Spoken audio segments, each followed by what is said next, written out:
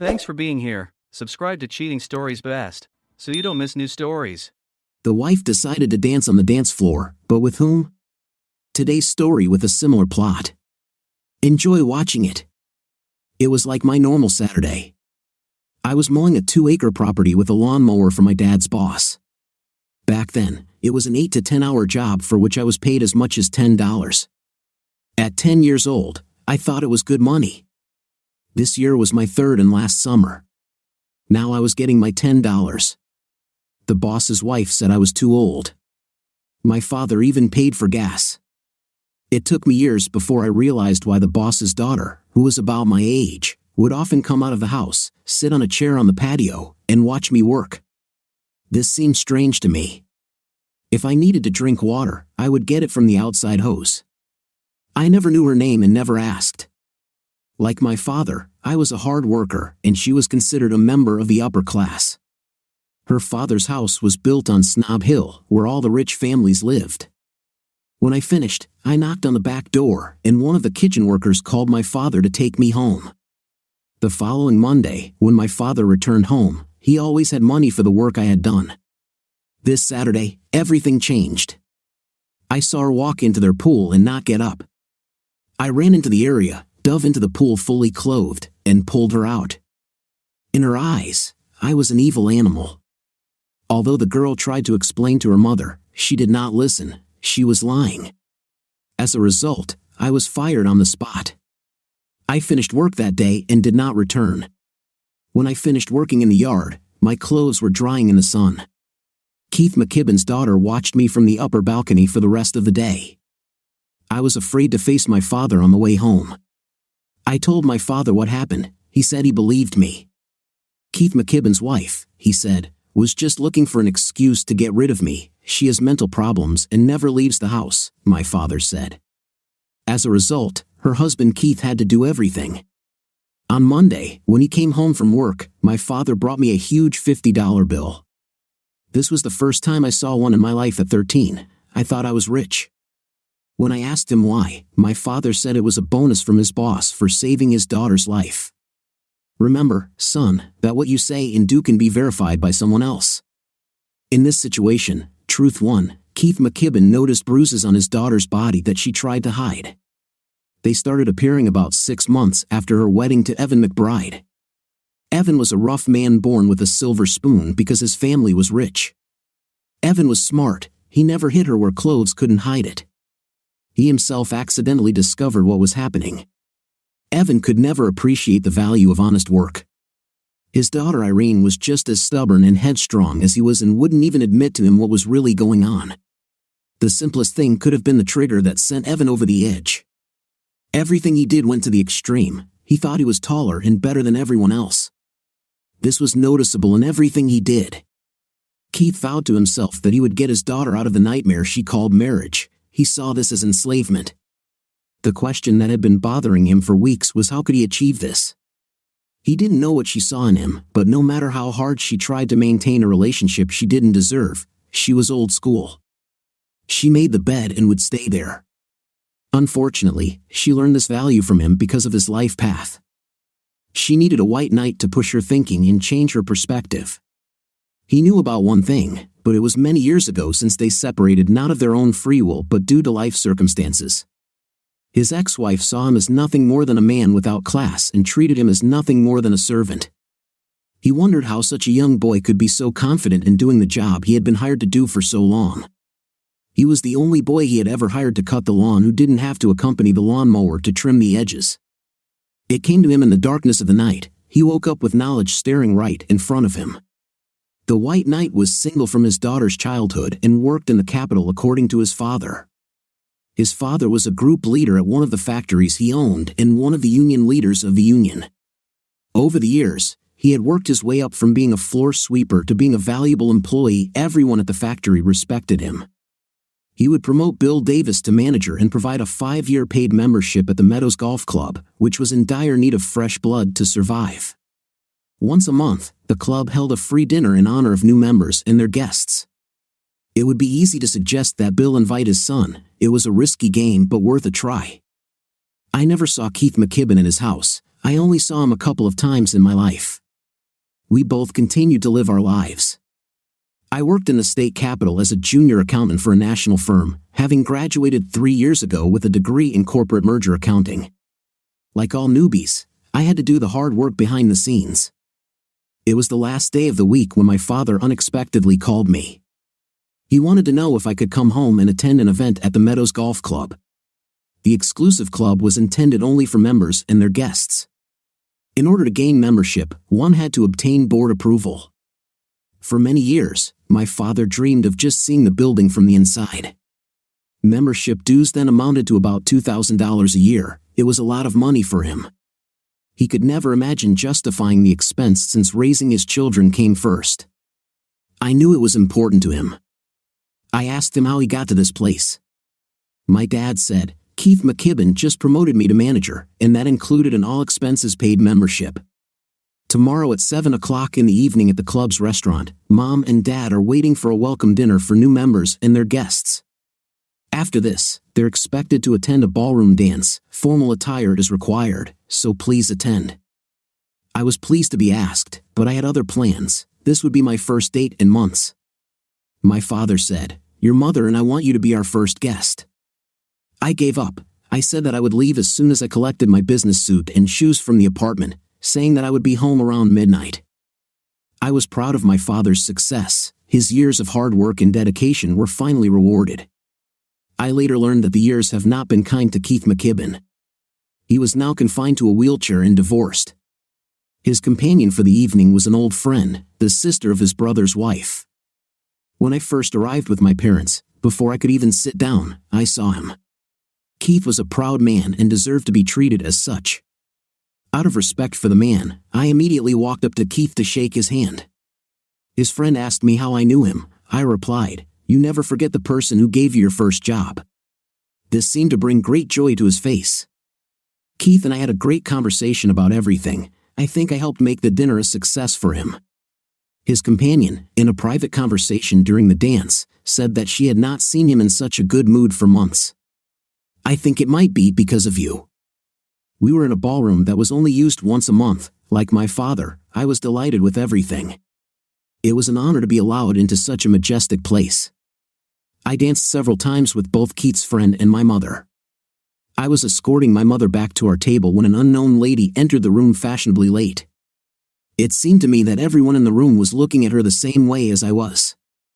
I asked, "Who is this lady who made the whole room freeze?" My mother said, "It's Keith's daughter Irene." I wondered where her husband was. She said very quietly, speaking so that no one could hear, she added, "I wonder when she will finally come to her senses and leave her worthless husband. Sounds like you're saying he's in trouble." I whispered, "Rumors say that he likes to use his fists on her when he drinks too much, which happens quite often." Just hearing that made me want to beat him up because no woman ever deserved that. Irene was already at our table when we returned. I never would have imagined that the skinny kid I knew when we were little would turn out to look so good. I couldn't help but notice how her face lit up by sunlight. She was the kind of woman who could hold your attention for the rest of the night, making you wonder where the hours went when you said goodbye. Her father's companion went to introduce me. Irene interrupted, telling Jamie that you will never forget the person who saved your life. I would recognize Thomas anywhere.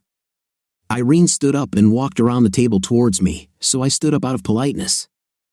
I was a little taller than her and wanted to take in as much of her as possible. To me, she was so beautiful. Taking my hand, she said, "You were going to ask me to dance, weren't you, Mr. Thomas Richard Davis?" I smiled and replied, "Of course," asking myself how I got so lucky. I took her to the dance floor. I got the impression that many jealous men were watching us. It was a good two-step, so it was easy for me to maintain a respectful distance. As soon as it was over, I wanted to go back because I felt outdone, but she said one more thing. Then she suddenly leaned over and kissed me tenderly on the cheek. "I still have to thank you for what you did back then," Irene said. "I've thought about you often over the years, Tom. I just happened to be there at the right time, that's all," I replied as the music started playing. Irene entered, pressing her hot, right body against mine. I couldn't help it as we danced a slow waltz and I felt myself getting aroused. The smell emanating from her sensual body sent me signals. Like any normal person, I could not resist. In heels, Irene stood just over 5 feet 8 inches, had long shoulder-length blonde hair, and a body built more for comfort than speed. I've never been attracted to women made of skin and bones. I like them just like my mom, with a little meat. Her perky, full breasts stood out, and the dress she was wearing allowed the fullness of her cleavage to be seen. She was a plump, healthy woman with all the curves in the right places, and it showed. Her blue eyes, as she looked at you, seemed to invite you in. I didn't try, but I knew she could feel it pressing against her. She smiled back and whispered in my ear as we danced, "Thank you for making me feel like a desirable woman again." She loved it when I blushed and giggled about it for the rest of the night. When we returned to our table, I felt that something had changed, but I didn't know what. I guess I thought she was just being polite. Keith's face lit up. My father would later say that he had not seen Keith so happy for many years. During the group's first break, Irene explained how I saved her life when we were little and was rewarded for it. When her mother fired me because she thought I was attacking her, it appears Keith's ex-wife developed a fear of men and then divorced him when she decided she was going to become a nun. Last year, I started going through teenage puberty, and that's why they let me go. I became too big in her eyes. From then on, it was just him and his daughter. Irene and I talked a little about what I do in life. She asked if I was married. I replied that not yet. I just haven't found the right one yet and haven't been seriously looking. I talked about my degree and that I work for a corporate accounting firm. Irene said it was nice to have an honest conversation with someone who treated her as an equal. Keith's eyes brightened, and a smile appeared on his face. I saw his thoughts turn around. For some reason, he seemed interested in our developing relationship. Now I'm the CEO of the board of directors that runs this place. Our controller is retiring in 3 months. Could you please send us your resume? Keith asked. Sure, of course, I said, guessing he was just being polite. As long as I can tour the place to see what I can apply for. Why? Keith asked curiously. By looking at the little things underneath the glamour, I will have a clear picture of what is wrong and what is right in the whole operation. Before I move on to anything new, I need to come to an understanding of a few things, I answered. I won't do anything blindly. I learned this the hard way mowing a 2-acre plot for almost 3 years. This caused Keith and my father to laugh together. As soon as the music started, Irene pulled me out onto the dance floor again. I spent the rest of the night dancing with Jamie and Irene. Keith McKibben handed me his business card with his email address. I've arranged for you to have a personal tour tomorrow at 1 o'clock with one of the guards, Keith said. I spent 4 hours the next day going over the ins and outs of things. I learned that a lot of little things didn't add up. The current CFO saved on everything possible. I decided to check a few things, and fortunately, I did. I sent him my resume at his request a few weeks later, thinking I would never hear from him again. How wrong I was. One day, my boss at the company called me into his office. Are you unhappy about something here, Thomas? He asked. What prompted this question? I asked. I received a phone call about you from Keith McKibben, asking about you. He asked a lot of questions during our hour-long conversation. What does it all mean? Asked my boss. I spent the next half hour in his office explaining my connection to my father and his family. Well, I checked on Keith McKibben. He's an important man who owns his own steel company. His 5 plants run 3 shifts. Thanks to the president's favorable view of the steel industry, he's expanding to 6. Most of the people he checked personally later found out that he's already decided to hire them, my boss said. Be prepared for the offer that will soon follow and give it serious consideration. Those who have gone to work for his company have had very successful careers because he is very dedicated to his employees. Based on what I knew, I began to learn everything that could go into running a golf club. I was surprised how little I actually knew. A friend of a friend's grandfather was a major figure in golf, and he told me to talk to him. He made me talk directly to him, and I enjoyed talking to him. We burned telephone lines several nights. There wasn't a question he wouldn't answer.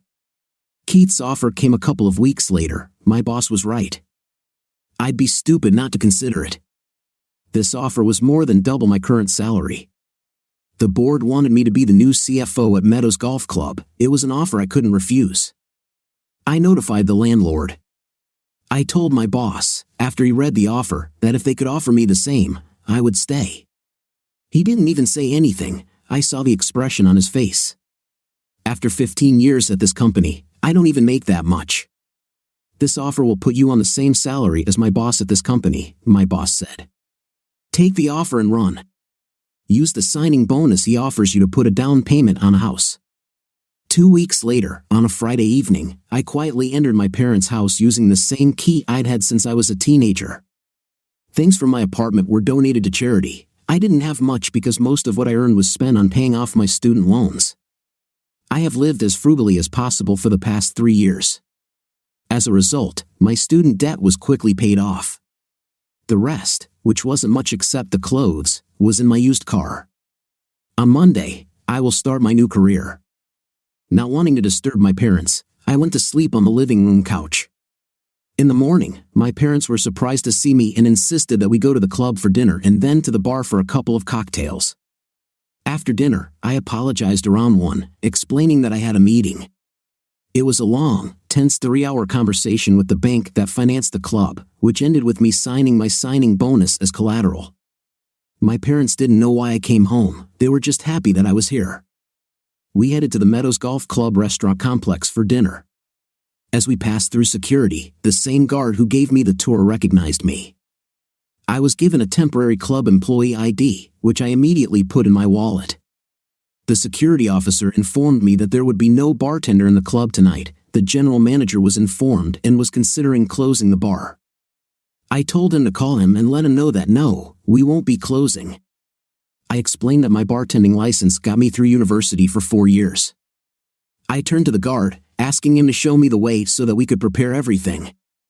One of the 2 guards took me behind the bar where, together, we found everything we needed. I quickly looked around and asked one of the employees how they kept current accounts. Even this system was old and needed a major update. Everything was as bad as I expected. There would be a 3-piece band performing that night, and the dance floor was the perfect size for the number of seats. I introduced myself to the wait staff as the replacement bartender for the night. I took off my jacket, rolled up my sleeves, but left on my vest and tie. I served those at the bar and kept the waitresses busy with the speed with which they received their orders. For some reason, the staff told me that the place was unusually crowded this evening. Personally, I thought it was slow. I was busy serving customers at the bar when I heard loud swearing and shouting from the dance floor. This forced the group to stop playing. I walked out from behind the bar and ran onto the dance floor just as a huge man was about to punch a woman in the face. He held her tightly, swearing, raising his hand. I grabbed his arm forcefully, forcing him to turn towards me. It happened so quickly that I didn't have time to see who the woman was. A face full of anger and rage stood before me. I was preparing for what would happen next. If push comes to shove, he will usually react without thinking. I've faced a lot of problems because it was impossible to know what this person would do. I'm sorry, sir, I can't allow this type of behavior in this establishment. What you are about to do could land us in a lawsuit. You should leave and come back when you can control your anger issues, I said. Who are you? He said in anger. What gives you the right as an employee to tell me anything? He made a mistake by rushing towards me, swearing that he will destroy me all for interfering. Security arrived just in time to see me duck under his raised arm as he threw a punch. I then responded, using all the strength in my body. I hit him as hard and fast as possible right in the stomach. When he automatically bent over in pain, I threw several heavy blows at his face, aiming for his nose. Like all bullies, he was a coward when it came to confronting a real man. He gave up without further attempts. What to do with him, boss? One of the security guards asked as he approached the dance floor. Put him in handcuffs. If we videotape this, detain him, call the police, and give them a copy of the video. They will look into it and charge him with whatever charges they think they can prove. Let them know I'm willing to testify. Maybe a detention cell is just what he needs to calm down. Write an official report on this incident. That way, if he is a member of the club, the board can seriously consider expelling him permanently. We don't want people like him ruining the reputation of our establishment, I said. I walked up to the stage and, using one of the orchestra's microphones, said, Dear members and guests, we apologize for what happened. We will try to improve our membership selection process in the future. I returned to my seat at the bar without paying any further attention to me. He was just an idiot who drank too much. I have seen many such losers in my short life. About half an hour later, Irene sat down at the bar with her father's friend Jamie. With a smile, I asked the ladies what they would like to drink. Both said, "Surprise us," and so I did, making them a drink that I called Thomas Light Tea. It was a drink in a tall glass containing double white rum, double flavored vodka, crushed ice, and ginger ale, shaken but not stirred. Both ladies tried it and asked what it was called. I explained what it consisted of and what I called it. "What made you come up with such a mixture?" asked Irene. "I found it helped me get girls' attention during my college years," I replied with a smile. "So, you seduced a lot of girls?" Irene asked. I blushed and said, "Gentlemen, don't talk about this." Irene noticed that she seemed to be able to make me blush without much effort and asked, "Are you in love with me?" I didn't answer her question. She laughed because apparently my face expressed everything. "Thomas, what do you think about that man who tried to hit that woman?" Jamie asked, trying to change the subject. "He should be thrown out. If he's married, because if he can do this in public, it's much worse for his wife at home. No woman deserves this kind of treatment from anyone. He's not a man, he's just a coward trying to prove himself wrong." "You impressed my father very much with your intervention this evening," Irene said quietly. "You always end up in the right place at the right time." I didn't have time to respond because I had other orders to fulfill. The next time I looked, they were gone. When the bar closed at 2 o'clock, we started cleaning. I thanked the staff for trusting me enough to work with me. One of them asked, "Why did the guard call you boss?" I laughed and took out my temporary ID to show them. Everyone was impressed, I said. "I will officially start work only on Monday." I was just doing what I will always do, put the interests of the club first. I had to call a taxi to get home. While I was waiting for the taxi, the security guard said that I had made a great impression by taking a job that was below my status. Most people in your position wouldn't do this. If you were looking for respect from the staff, you more than earned it. Those who worked with you tonight now consider you part of the team and will always support you. You saved these students from losing their daily wages. Sunday morning brunch turned out to be interesting. My parents wanted to know how I learned to be such a good bartender and how I ended up behind the bar. They recognized there were a few things that we didn't know. For example, I worked as a bartender in a bar where gay men hang out to help pay for my studies. This raised questions about my intimate orientation. I said, "Relax, Mom. I don't like men." The bar owner only hired straight men because he had lost a lot of money over the years due to his employees getting emotionally attached to their customers. That's when I told them that I was home until I found a place to live because I found a new job. "You quit your job at the accounting firm?" asked my mother. "I start a new job on Monday," I replied. "I will be the new CFO of the Meadows Golf Club." When security pulled me aside, it was to give me a temporary pass. The general manager had been notified and was about to close the lounge due to the lack of a professional bartender, so I stepped in. The expression on their faces spoke for itself. They were very proud. Dad said my actions last night spoke volumes to everyone. Then I found out that the man I stopped from trying to hit his wife was Irene's husband. I asked my mother about their story. Both were from wealthy families, she explained. She was as easygoing, honest, and straightforward as her father. He considered himself better and smarter than everyone else. This was reflected in his behavior. They were married for just over 2 years. He had never worked a day in his life and lived off a family trust, serving on 2 boards of directors. Rumors of bullying began about 6 months after the wedding. No one had ever seen him do it or try to do it until last night, my mother said. My intervention prevented everyone from seeing a man beating a woman. Keith was very proud that you protected his daughter without even knowing who she was. After his public appearance, Irene decided to leave Evan and stay with her father until she divorced. Keith couldn't believe it. He'd been trying to convince her to do it for months. He felt like a big weight had been lifted from his shoulders. "Irene, why did you decide to do this now?" Keith asked. Irene said that Thomas's behavior made her see how worthless Evan really is. At some point, she began to think that everything was her fault. Was that announcement from Irene before or after Jamie and her arrived at the bar? I asked. Afterward, because everyone was absolutely shocked when you told security to hold him for the police and provide any video we might have, she explained. Keith said proudly, "You sent a message to everyone who was there that it doesn't matter who you are or how much you're worth, protecting the club's reputation comes first." I thought Mom was done, but she added, Irene needed something to believe in before she could let go and move on.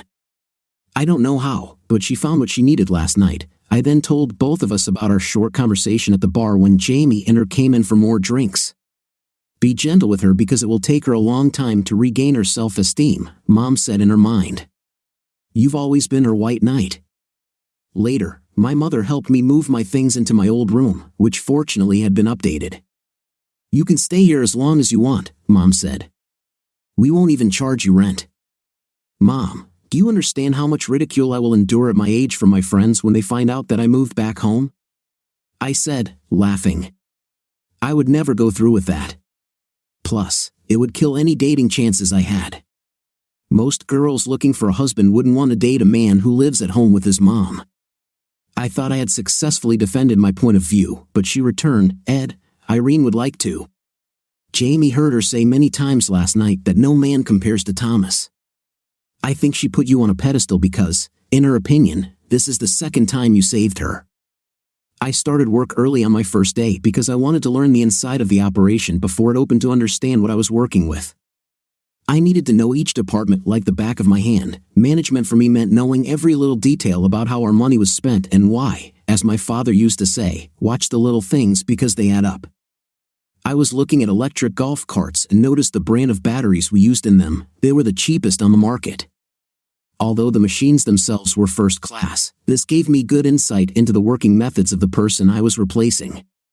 For him, only appearance was important, provided that it cost as little as possible.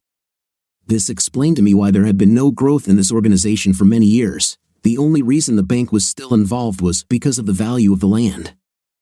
I asked the golf shop manager, how many times a week do we have to go out to replace cars due to battery failure? He said, about 3 times a day or more often because charging takes so long. When we had to do this, we had to close the store because he was involved in training. As a result, the retail outlet did not perform as well as it could have. Do you have the phone number and contact person for our battery supplier? I asked. He went and printed it out. About half an hour later, I told them, new batteries are on the way. They will take the old ones after installing the new ones and add their cost to our bill.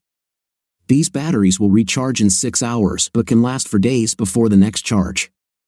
He seems skeptical, I said. I'm the new CFO. Let everyone know that this store will now be open during regular hours. Also, any suggestions you have that would help increase the sales and efficiency of this store as a standalone business, let me know and explain why. If you can convince me, we'll give it a try. The expression on his face showed complete surprise. I knew he would do whatever it took to make what was under his control better than it had ever been. Every person who worked wanted to feel proud of their work. My next stop was the gardeners to find out what kind of fertilizer we use, and I found the same thing. What we had available was crap. By the time I finished talking to the person in charge, a sincere smile appeared on his face. After 3 months, the lawns will be significantly improved. We have also created a blade sharpening and equipment maintenance schedule. I approved his request to hire 2 more full-time employees. Did you know, Mr. Gid Davis, that the club owns enough land to build a second 18-hole golf course? He said. No, I didn't know, but now I do, I answered. Now we need to find the money to develop it. Let's start by making the first 18 holes the best in the state. The gardener knew what I meant because we had just agreed on changes. I gave him a serious challenge. He knew it from our conversation. My last stop before heading to the office was with the chef of our restaurant. I suggested that he open for lunch and develop new dishes for a completely new menu. He was stunned that I wanted him to do this. I challenged him again. Do you buy locally whenever possible? If not, then you have my permission to do so. I reminded him that the cost of preparing the dish had to be multiplied by 3 in order for us to stay in the black. This showed him that I knew what I was talking about. He wanted a large smoke for pork, chicken, and beef. I told him to choose a model and find us the best price. Bring it to the office for review and we'll get it done. He put me to the test that same day. When I left, the order had already been placed and was on its way. I realized that he had been dreaming about this for months. For him, it was a dream come true. I knew I had won over the chef by giving him a reason to start believing in me. I walked into the office, and the outgoing controller told me, "We are in the red, and the bank needs changes." I know. Keith told me this over 2 weeks ago. I have been in touch with the bank all this time. He introduced me to his staff. I asked them, "Which of you knew the board member's wife best?" One woman about my mother's age said, "I did." I told her to follow me, as I led her to my new office. "My name is Susan Colbert, Mr. Davis," she said. "Susan, please call me Tom," I said. "I want you to organize a dinner this Friday for all the ladies, you and me. Notify the chef to serve us. Tell him we want to be his guinea pigs for some of his new dishes. Let the ladies know that the meeting is scheduled so we can start planning regular ladies' events. They will have to tell us what they want and what they consider necessary. It's time to bring this club into the modern age. Who will be responsible for organizing these events?" Art Titty asked Susan. "You," I said. "I'll get started on that right away," Susan said as she walked out the door with an ecstatic face.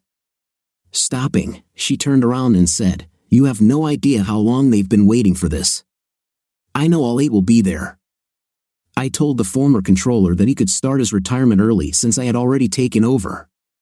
As soon as he left the office, I called the bank and informed the manager of what had already been done. After a brief chat, I asked him to casually leak that the restaurant and lounge would be open to the public Thursday through Sunday for 6 weeks starting next week, to give the public a chance to see if they would enjoy joining the membership. I then placed a local ad in the Wednesday paper to promote the fact. On Thursday afternoon, Susan stopped by my office, and I waved her in. "Everything is confirmed. All 8 will be here at 1 p.m., but I had to agree to you making them your famous Thomas iced tea. Looks like a couple of ladies have already tried it and loved it. Our chef will prepare 6 new dishes, 3 for lunch and 3 for dinner, for all of us to try." "Who's coming as Keith McKibben's significant other?" I asked out of curiosity. "His daughter Irene, of course," Susan replied. Most of the ladies arrived early. Susan and I carried trays of Thomas iced tea. Irene, of course, came last. God, how she looked, and she knew it. It seemed like I had betrayed my interest in her by staring at her for too long. I heard someone say that they hadn't seen Irene smile like that in months. The chef brought out his first course and presented it to us. The ladies were delighted to be treated so royally. While they ate lunch, he took the time to explain what was included in each dish and what the retail price would be. The ladies loved the freshness, uniqueness, and presentation of each dish. Each was discussed with the chef, who beamed with pride. One of the ladies asked, "Why has this not been done sooner?" To which the chef replied, "The previous supervisor did not believe or support the change. Thank God we now have someone who does." Then we got down to business. By the end of the 3-hour meeting, the ladies were delighted. Firstly, we will double the number of dances in the ballroom. Secondly, we will offer it for rent for weddings and use kitchen staff for service if required. The ladies now had to form a decoration committee and plan themed events for the ballroom. I will present their proposal to the council to build a facility that would allow tennis courts to be used year-round but open during the summer. This way, we can justify hiring a tennis professional. We'll set aside one of the private rooms for football widows on Sunday while their spouses watch the game in the lounge. The ladies will have to come up with a new design for this. The last thing I did was a complete surprise to the ladies. I told them I'd like each of them to invite 3 people they thought would want to see the place for the first time and invited them to try one of the new lunch menu items next Wednesday for free. Before the ladies left, I had to take another round of iced teas, Susan said when we made them. I haven't seen them this excited in years. Is it possible to get council approval for all these changes? Between you and me, the only way I agreed to take this position was if I could make changes to make this place desirable again. It took the council 3 days to agree, I said. Susan, I want you to find a bartender who can fit her schedule around these women's events we're planning. When you organize your first big event, I want to bring a special surprise, I said. After Susan brought the ladies fresh drinks, I left them alone back in the lounge. I compiled the bill for the total cost of the afternoon's activities, wrote on it so that it could be credited towards advertising and marketing. I did this so that each department could be allocated their sales and reflect the profit they were expected to earn. I had just finished when I noticed Irene standing there looking at me. Dad said you would come back to breathe new life into this club, Irene said. Professional and I'm so happy with Alpha that I haven't been for many months. He began bringing in new lines of equipment, new golf bags, and all the accessories, including shoes and clothing. He's already setting up the fitting room. I heard you told him to choose the best. Also, a gardener. Is it true that you are going to add a second 18-hole course within 2 years? It's up to him, I said. First, he has to make the first 18 holes the best in the state. His problem is not in knowledge but in what materials the previous controller allowed him to use. It seems past management didn't believe you had to spend money to make money. With cheap materials, you end up spending 4 times as much and getting less or no benefit at all. Trying to save every penny was actually dragging the club into a vortex of slow death. This is why the number of club members was declining. My job is to turn this around before we lose it. What else is in your plans? Asked Irene. I need to double our membership within the next year. To do this, I will have to make and bring in a lot of changes, I said. For example, a small park behind a building that no one uses will be turned into an 18-hole miniature golf course. I hope that club members with children will use it and then come to the restaurant. Once this is done, the restaurant will be open 7 days a week. My husband was awarded this week. The council sent him a formal letter revoking his membership. Thanks to you, the police arrested him. I used that to get a restraining order against him, Irene said. Tom, you've done it again. Let me thank you by taking you to dinner somewhere other than this. Sorry, I can't. You're still married, I said. When you are free, then we'll talk. I'm too new in this position to allow gossip to spread, especially with a member of the club. I need to establish myself first. Good rescue, Irene said sadly. Even when we were young, you were in control. This made you stand out even then from everyone I knew. Even the kitchen staff said that you are one of those who will go far. I walked up to her without saying a word, knowing that we were completely alone. I hugged her before she could say anything.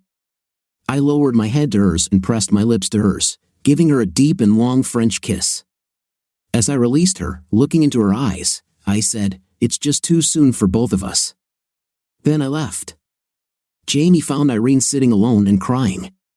"What's wrong, honey?" I spoke to Thomas privately for a few minutes, and he said it was too early for both of us, Irene said. "What's bad about it?" "He was just honest and truthful," Jamie said. "I know, Jamie. He doesn't want gossip going around, and I agree," Irene said tearfully. "The problem is the way he kissed me. When he finished, I knew exactly how he felt about me." "So bad, huh?" Jamie said. "No wonder you're crying, my poor thing." "No, this is good." With this kiss, he declared his intentions to me. It was his way of telling me that I was his, Irene said with a big smile as tears streamed down her cheeks. It reminded me of all the dreams and desires I had for him when he was mowing my dad's lawn. Jamie wondered if Irene was wrong in her conclusions because she was still so fragile. Keith McKibben would dance for joy if he could. He never would have believed that everything would turn out so well. Bill Davis has done wonders in his new position. His knowledge of how things worked was amazing. In the 7 months he's been here, he's improved productivity and reduced overall costs in ways no one thought possible. This led to his next promotion, but he deserved this promotion himself. Keith learned a valuable lesson. He never would have thought that trying to save his daughter would give him so much. Bill's son, Thomas, turned out to be the best decision the club's board ever made. His daughter Irene was happier than she had been in years. She agreed to seek help to cope with what she had experienced. He finally got what he wanted, his daughter freed from Evan McBride. Evan looked like his first wife. Both were selfish and thought only of themselves. They seemed to care, but over time, they proved otherwise. This forced him to devote more time to work than to his daughter. Irene paid the price for this when she left them. He tried to be a better father to her. He was proud of how she had grown. Her white knight unknowingly brought them both back to life. It's been 4 months since I was hired. I just returned from a meeting with a very satisfied bank manager. I used my signing bonus as collateral to convince the bank to agree to my terms. They just returned it to me after further tense negotiations. That's because Meadow Golf Club just contributed a serious amount of money toward its overall debt. Our membership has increased by 20% in the last 4 months. I used this annual fee of $3,000 to pay off our bank loan. For the first time in 5 years, the club has effectively cut its debt in half. Now, you have to book your golf tee times several days in advance. The lawns improved so quickly that they were publicly called the best in the area. Sales at the golf shop increased 25% due to car rentals and new product lines. It was becoming successful, but there were still changes to come. We transformed the golf club from an operation that was barely breaking even to one that was now generating a very healthy monthly profit. The local newspaper reviewed the restaurant's lunch and dinner menus, calling our new dishes a success. Our lounge and restaurant were now permanently open to the public from Thursday to Sunday.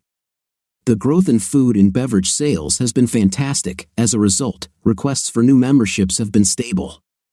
Some university employees joined, which added to our authority. Thomas iced tea was now the most popular women's drink. When a woman ordered it, everyone knew what she wanted. A new roof had to be installed over the tennis court for the winter, so we began our search for a tennis professional. Our new mini golf has become a family attraction, as has our community pool. As a result, new members were happy to bring their children for the day and then return for dinner and dancing later. We now had a fitness instructor for hire. The pool, small gym, and tennis court were used a lot by her. In a short time, the club members fell in love with her. The elderly enjoyed using the pool for exercise. From the moment we opened until we closed, there were always people around. For me, it meant money. The ballroom was booked for the first time for a wedding evening with dinner and dancing afterwards. The chef was delighted with this, and so was I. This opened up a new source of income for us. This Sunday, while the men watched the game on the big screens in the lounge, the ladies held their first big event. Susan Colbert was shocked when I told her to include today's Chippendale-style modern dancing. I arrived just as the event was ending to see how it went. I ordered an old-fashioned cocktail from the waitress while I was sitting at the bar. When she brought it to me, she said the bartender had to look it up in our new computer system. Keith saw me sitting alone and rolled over to me. "Thomas, you never told me how you convinced the bank to agree to your plans," Keith said. "I learned today from the branch manager that you used your signing bonus as collateral when I informed him that we accepted his membership request. You took a risk, and I'm proud of it because it's something I've done many times myself. Then I think you should know that he is blocked again for the future of the club using it. We secured funding for a second 18-hole course. I know Arnold Palmer's grandson and got his help to have his grandfather design it." You could tell Keith was amazed and very excited. Keith added that I had put together something he thought was impossible. "The board has already approved a huge raise for me that will start on the 1st of next month," Keith added. "I can't imagine what a blessing I have been to the club and to him personally." "How soon will we start expanding?" asked Keith. "I'll let you know after I've talked to you." "Hell, above it all," I answered. A few minutes later, Jamie and Irene entered. Irene automatically sat next to me, snuggling as close as possible, both their faces lit up. She put her hand in mine under the table, and I didn't pull it away. Irene made it clear in her own way that she was very pleased. Keith and I learned that the first women's event was considered a success by everyone involved. I gave all the credit to Susan. "Oh no, you won't," Jamie said. "Susan told us that you were the one who ordered the dancers. They became the hit of the day. This will be talked about for weeks." There were more than 40 of us who took part in the event. Everyone agrees it was worth the money. Irene said, "The way everything was organized kept us all in a state of excitement. We didn't understand why we would put our names in the hat until 3 names were pulled for a complete head-to-toe transformation. Their transformations were amazing. Everyone agreed that these three had never looked so good. Their three husbands are in for an exciting evening. Each of them was shocked to learn that there would be no additional charge for this, and they went home in new outfits. The food the chef prepared for us was great. It was obvious that it was created for female taste. "I think we all overate," Jamie said. "Since you came in and started making changes, it's become a trendy place again." "He's not finished yet. Thanks to him, the club has now secured funding for a second 18-hole course," Keith added. "Our new membership inquiries are very busy. This is the first time in many years that we have seen this kind of activity." "Well," Dad said, "Irene, I'm sorry to interrupt this, but I'm taking Thomas to a private dinner that's long overdue, and I won't take no for an answer this time. This is the last chance before he gets out of prison, and I'm going to take it. Our divorce is getting very messy." We went to a restaurant in the city center. I asked her what prompted her to do this. "I had to do something," she said. "Many women have discussed introducing you to some of their daughters or relatives. It seems like most people think you're a good candidate to be their husband and that you will achieve success in life. I'm not dateable. I still live with my mom," I laughed. "I know," she told a lot of ladies about it and added that you used to work at a fancy bar. Irene laughed. "I'll kill her when I get home," I said seriously. "No need." "I told everyone that we were dating," Irene replied. "If they want to marry you, they will have to go through me." My announcement surprised everyone, so expect a lot of questions from your mom. She's very excited about us being together. I returned home around 11 at night. My mom was too excited to sleep. She had 100 questions. I didn't answer any. The only thing I said ironically before going to bed was, "Good night, Irene, I'll see you in my dreams." Monday morning, as soon as Susan arrived, she was supposed to give me a report on how everything went.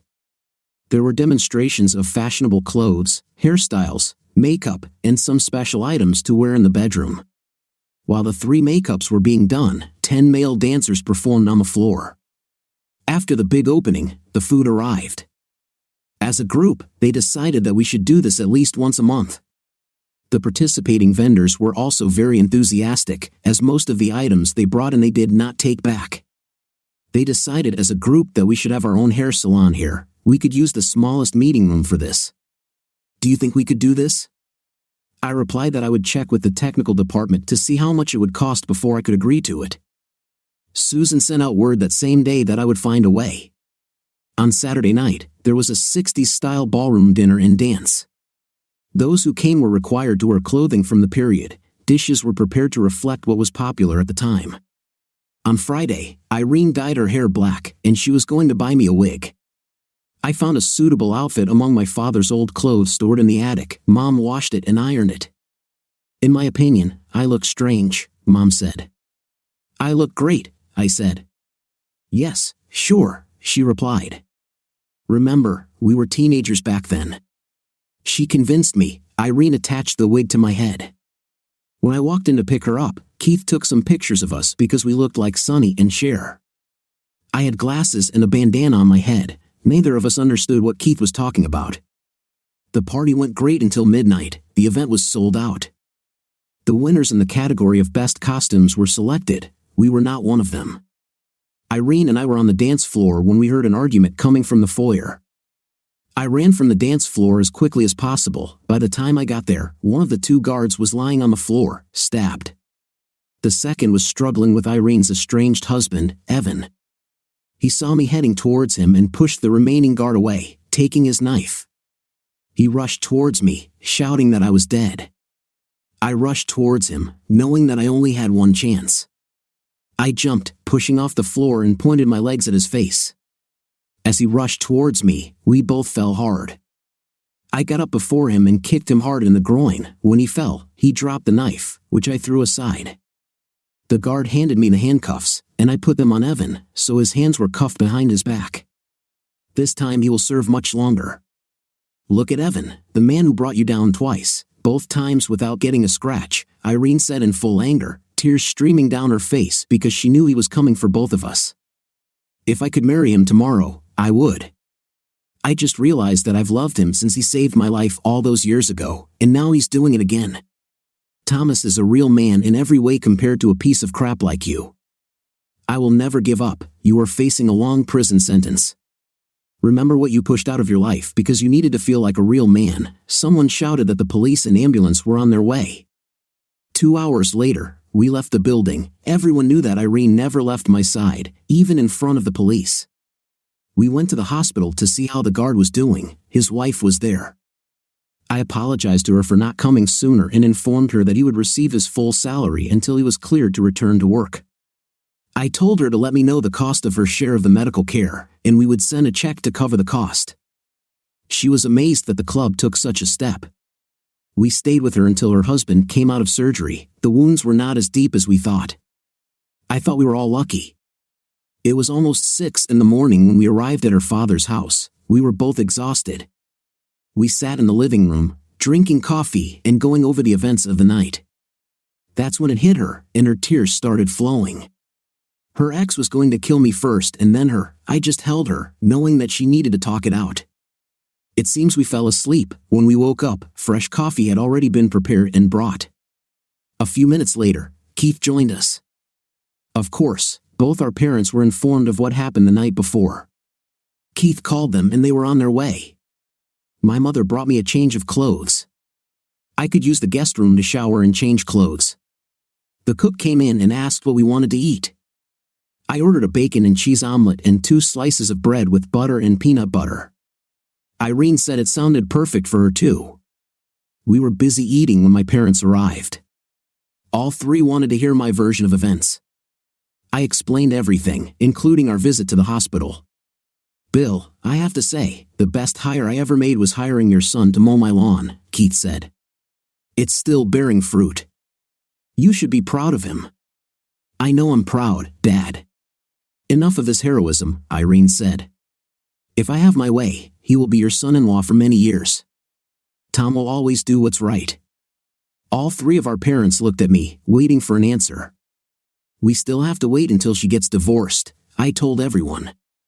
The expressions on all 4 faces showed that this was not what they wanted to hear.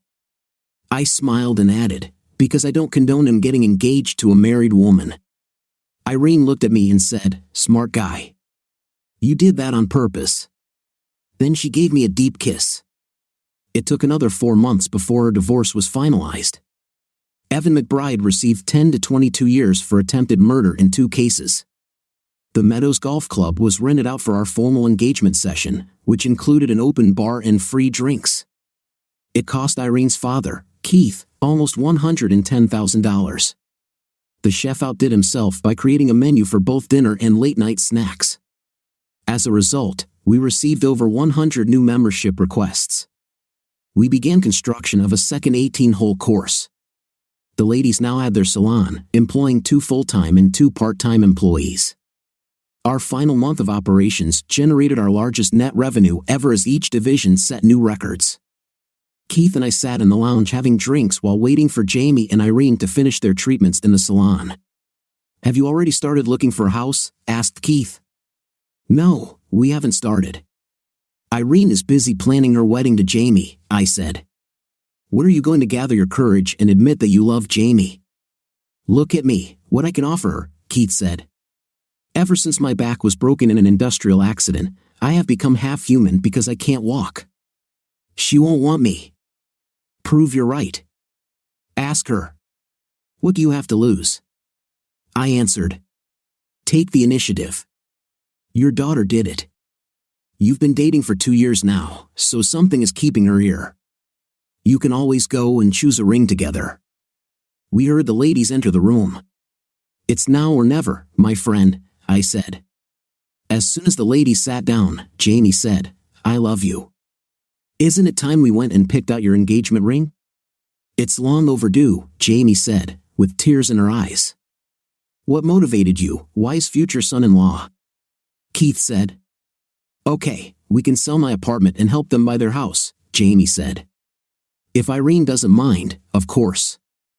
We don't mind, Mom, said Irene, but we'll manage anyway.